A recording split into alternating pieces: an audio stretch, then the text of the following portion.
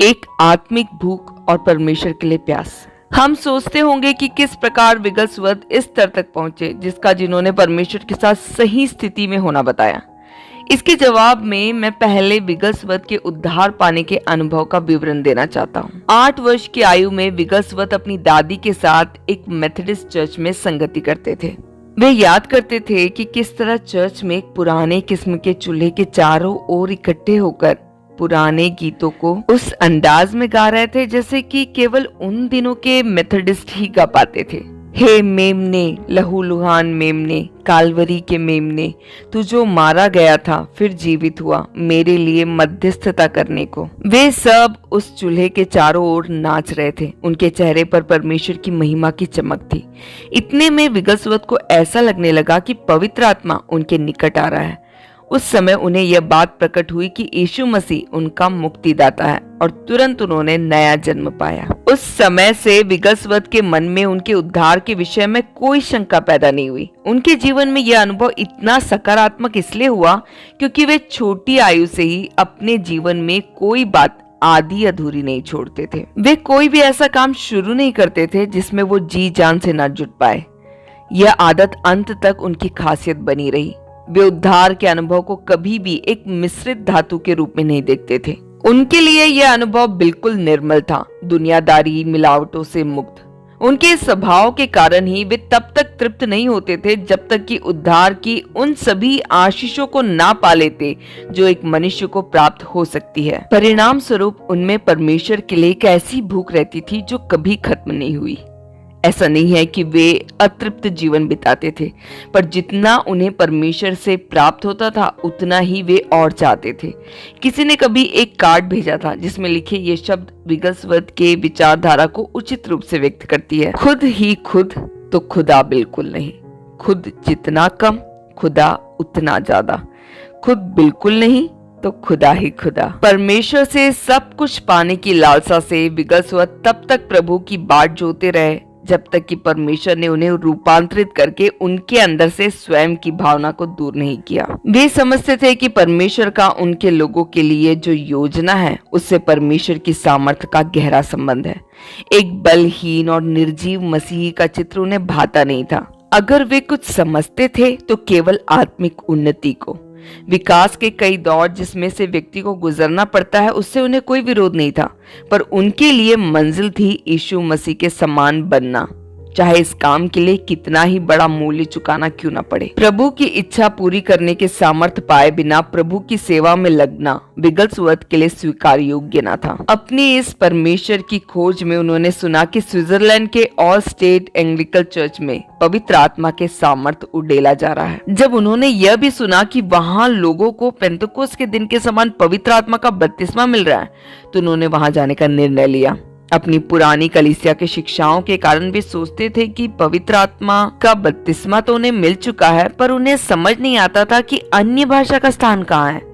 जब वे स्विट्जरलैंड के चर्च में पहुंचे तो उन्होंने वहां के लोगों से कहा कि वे अन्य भाषा सुनना चाहते हैं। वहां के लोगों ने उन्हें समझाया, आपको चाहिए कि आप अपने लिए पवित्र आत्मा का बपतिस्मा पाए।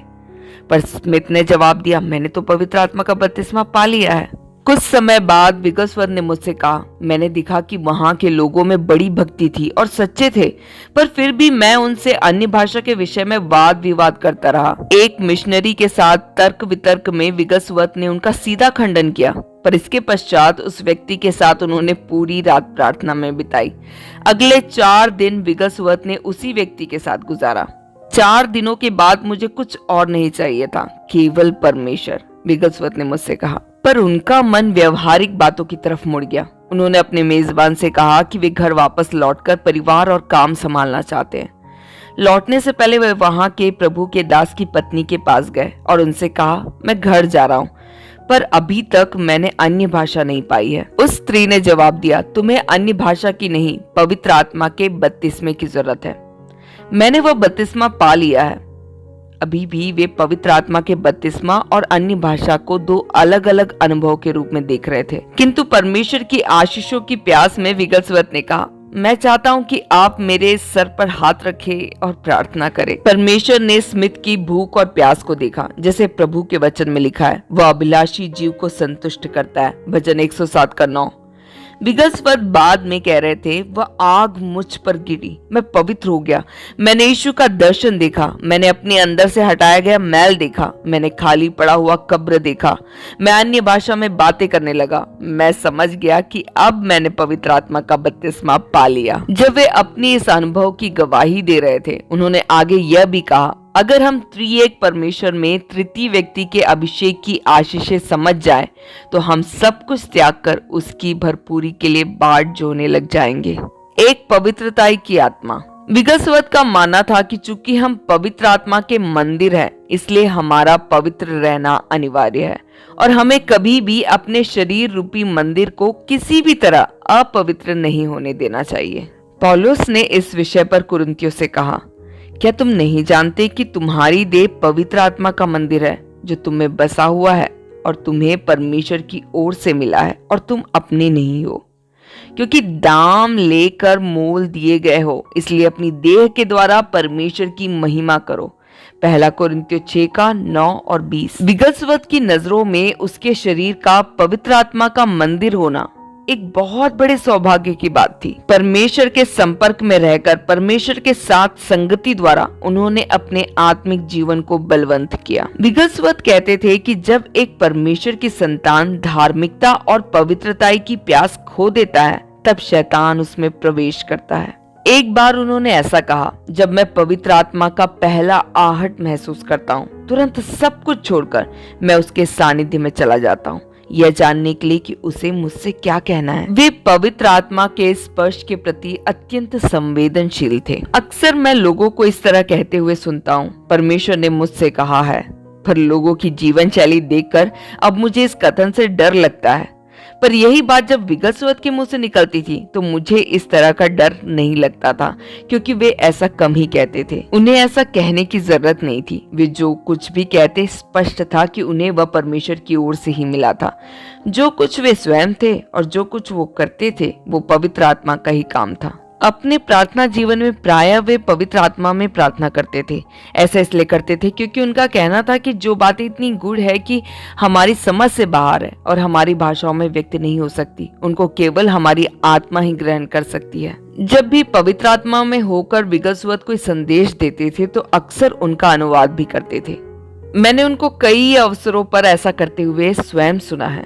ऐसा प्रत्येक अवसर अविस्मरणीय है। अनुवादों में अत्यंत गहरी बातों को अभिव्यक्त करते थे। गत वर्षों में लगातार इस व्यवहार की रीति के ऊपर प्रश्न चिन्ह लगाया गया है, पर वे धर्मशास्त्र पर आधारित है। इस कारण जो अन्य भाषा बोले तो वह प्रार्थना करे कि उनको अनुवाद भी कर सके। पहला कुरिन्थियों 14 का 13। मैं विरोध का कोई आधार नहीं पाता हूँ। जब मैं स्मिथ विगसवत को अपनी ही अन्य भाषा का अनुवाद करते सुनता था, मैं समझ जाता था कि यह सीधा परमेश्वर के हृदय से बातें आ रही है। उनकी भाषा शैली में जो बदलाव आता था वही इस बात का एक प्रमाण था। चूंकि विगसवत एक अशिक्षित व्यक्ति थे, उनका व्याकरण कमजोर था, परंतु जब वे अपने अन्य भाषा का अनुवाद करते तो सर्वोत्तम व्याकरण के साथ अंग्रेजी बोलते थे। निसंदेह यह एक आश्चर्यजनक बात थी। पवित्र आत्मा में प्रार्थना करने के रहस्य को समझ लेने के परिणाम स्वरूप विगसवत ने उपलब्धियों के उस स्तर को छुआ जो उनकी योग्यता के बाहर थी। जिस बात का विवरण पौलुस पहले कुरिन्थियों 14 के 14 और 15 में देते हैं, उनका स्मिथ विगसवत ने अपने अनुभवों में सीखा। इसलिए यदि मैं अन्य भाषा में प्रार्थना करूं तो मेरी आत्मा प्रार्थना करती है परंतु मेरी बुद्धि काम नहीं देती। सो क्या करना चाहिए? मैं आत्मा से भी प्रार्थना करूंगा और बुद्धि से भी प्रार्थना करूंगा। मैं आत्मा से गाऊंगा और बुद्धि से भी गाऊंगा। विगसवत में प्रार्थना के वक्त होने वाले बदलाव को कोई भी देख सकता था।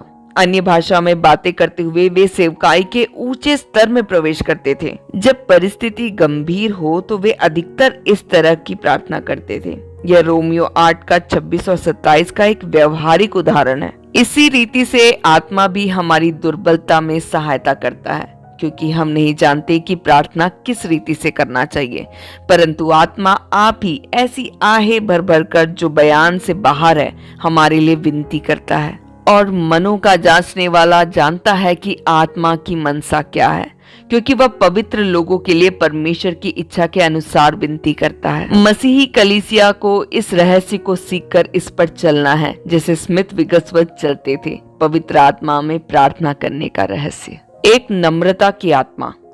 विगसवर्थ घमंड के खतरे को जानते थे। उन्होंने कभी भी घमंड को उनके परमेश्वर के साथ की पाक संगति में प्रवेश करने नहीं दिया। इस कारण वे प्रतिदिन प्रभु भोज लिया करते थे ताकि कलवरी उनके सामने बना रहे और घमंड को निष्क्रिय करता जाए। क्योंकि जब कभी तुम यह रोटी खाते और इस कटोरों में से पीते हो तो प्रभु की मृत्यु को जब तक वह ना आए प्रचार करते हो।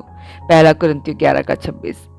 प्राय वे अपने प्रभु के साथ अकेले हुआ करते थे जब वे रोटी और दाखरस, जो प्रभु के तोड़े गए शरीर को और बहाए गए लहू के प्रतीक है, में भाग लेते थे।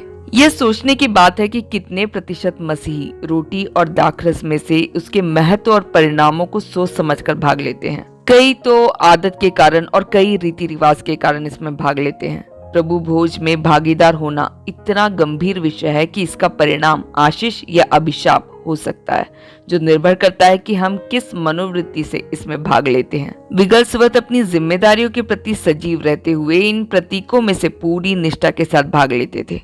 परिणाम स्वरूप वे प्रभु के साथ एक अटूट रिश्ते में जीवन व्यतीत करते थे। इसी कारण से वे हमेशा प्रभु की सेवा के लिए तैयार रहते थे। कभी भी उनसे सेवा के मौके पर चूक नहीं हुई। वे प्रायः कहते थे, अगर मौका आने पर आपको तैयार होने के लिए रुकना पड़े तो समझो मौका हाथ से निकल गया। निकले हुए मौके का दोबारा आना मुश्किल है। इस मनोवृत्ति के कारण विगसवर्थ को मौके पर क्या करना है इसकी फिक्र नहीं रहती थी। एक उदाहरण पेश है। एक कलीसिया जहां विगसवर्थ सेवकाई कर रहे थे कि पादरी ने विगसवर्थ से उनके कलीसिया की एक बीमार स्त्री के लिए प्रार्थना करने के लिए साथ चलने को कहा। विगसवर्थ ने स्वीकृति दे दी। जब उस स्त्री के घर में पहुंचे तो विगसवर्थ को साफ दिख रहा था कि वह स्त्री एक धनी व्यक्ति है। उन दोनों प्रभु के दासों को एक कमरे में ले जाया गया जहां वह स्त्री बिस्तर पर लेटी हुई थी। कई तरह के बोतलों में विभिन्न प्रकार की दवाइयां रखी हुई थी। उस पास्टर ने कहा, हम आपके लिए प्रार्थना करने के लिए आए हैं। पर विगसवर्थ ने उस स्त्री की तरफ देखते हुए कहा, मैं नहीं, आप इस बीमारी का मजा ले रही हैं, आपको प्रार्थना की जरूरत नहीं। इतना कहते हुए वे कमरे से बाहर गए और कार के समीप जाकर पास्टर का इंतजार करने लगे। उस स्त्री को सांत्वना देने के पश्चात पास्टर अपने चेहरे पर एक परेशान भाव लिए हुए कार में विगसवर्थ के साथ बैठ गए। पास्टर कहने लगे, आपने चर्च को बड़ा नुकसान पहुंचाया है। वह प्यारी बहन तो सेवा के लिए बहुत पैसों का योगदान देती है। विगसवर्थ ने तुरंत जवाब दिया, हाँ, यही तो परेशानी है। पास्टर ने कहा, अब मुझे नहीं लगता कि हम उस स्त्री को फिर से कभी देख पाएंगे। ओ, वह तो वापस आएगी और बहुत ही जल्दी, विगसवर्थ का शांत जवाब था। उस पादरी के घर में दोनों चाय के लिए गए और फिर संध्या सभा के लिए चर्च पहुंचे। वह स्त्री जो दोपहर को बीमार बिस्तर पर पड़ी थी उस सभा में पहुंच गई और प्रार्थना करवाने के लिए सामने आई। विगसवर्थ ने पूछा, क्या तुम अब तैयार हो? हाँ, मैं हूँ। और आगे कहती गई, जब आप दोपहर को चले गए तो मुझे एहसास हुआ कि जो आपने कहा था वह सच है। उस संध्या उस स्त्री ने चंगाई पाई।